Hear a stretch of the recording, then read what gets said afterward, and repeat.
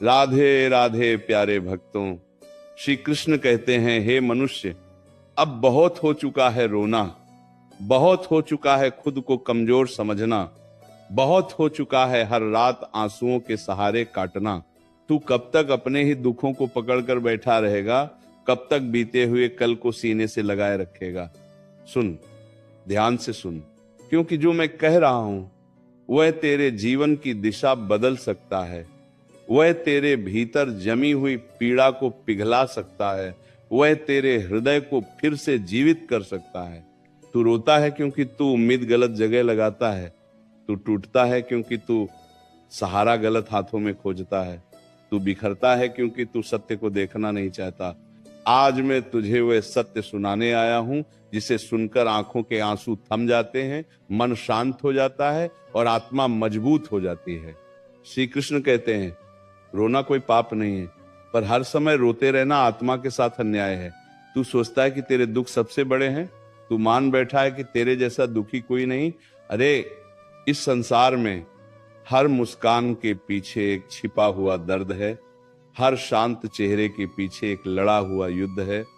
फर्क बस इतना है कि कुछ लोग रोकर हार मान लेते हैं और कुछ लोग चुप रहकर खुद को मजबूत बना लेते हैं।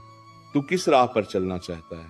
बता, क्या तू आंसुओं की नदी में बह जाना चाहता है या आत्मबल की चट्टान बनकर खड़ा होना चाहता है? श्री कृष्ण कहते हैं, तू अकेला नहीं है, भले ही आज तेरे आसपास कोई न हो। तू खाली नहीं है, भले ही तेरी झोली में कुछ न दिखे।